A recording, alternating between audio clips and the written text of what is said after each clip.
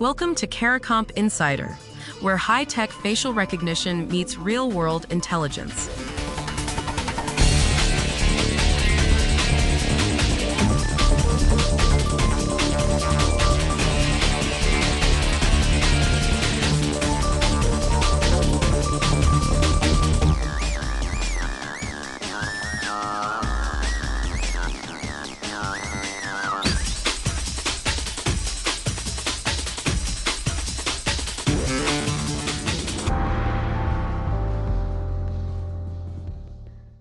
Two facial recognition systems can run the exact same code, the same math, the same camera, the same accuracy. One gets strict government oversight, the other gets none. And the thing that decides which is which, it's not how powerful the technology is, it's what question you're asking it to answer. If you've ever unlocked your phone with your face or walked past a camera in a mall, this already touches your life.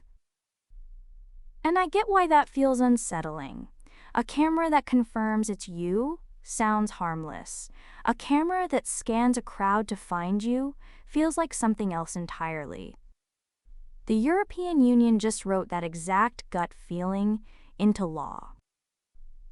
Today, I want to teach you the single distinction regulators use to decide when AI needs a human watching over it and when it doesn't.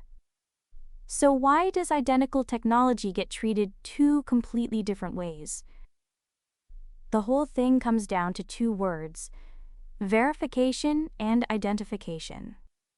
Let me make those concrete.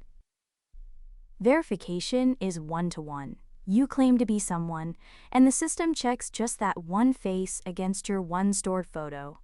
That's your phone unlocking. That's a key card with a camera. Identification is one-to-many.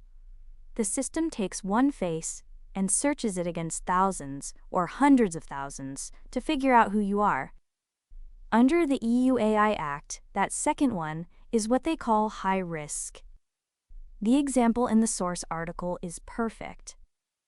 A face system that controls the door at a private office, checking your who you say, might not be high risk at all. Take that same exact system and point it at shoppers in a mall to identify strangers, and now it clearly crosses the line. Same code, same camera, different rules, because the use changed. Now I want to clear up something a lot of people get wrong. When you hear high risk, your brain probably reads it as dangerous or should be banned. That's a fair assumption. The words sound scary. But in this law, high risk doesn't mean unsafe. It means consequential. It's regulatory shorthand for a system that operates where mistakes seriously affect people's rights. And the penalty isn't a ban, it's paperwork. The makers have to document how it works, test it for bias, bring in outside auditors, and keep a human in the loop. More oversight, not prohibition. Why does that bias testing matter so much? Because the law openly says these identification systems can produce skewed results, getting it wrong more often based on someone's age, race, sex, or disability. That's not a hypothetical fear, it's written into the reason the category exists.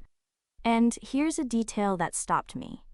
You can't dodge these rules by being clever. If a company splits one high-risk system into several smaller, safe-looking pieces, the law treats all those pieces as one single system.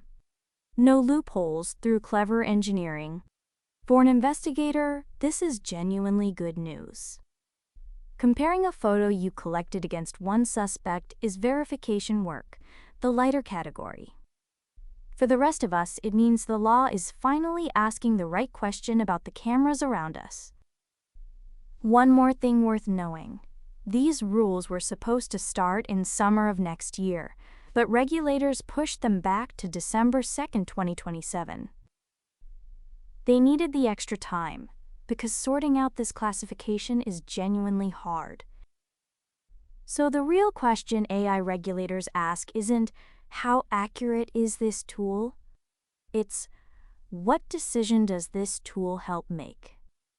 The power of the technology was never the point. The weight of the choice was. Let me leave you with the simple version. A camera that checks you is treated gently. A camera that hunts through a crowd to find out who you are gets watched closely. Same machine. What matters is the job you give it. So the next time a headline scares you about facial recognition, you'll know the one question to ask. Is it confirming or is it searching? That single question tells you almost everything. The full story's in the description if you want the deep dive. Now you know something most people in this industry don't. Use it. And when you're ready to put it to work, caracomp.com. We'll see you tomorrow.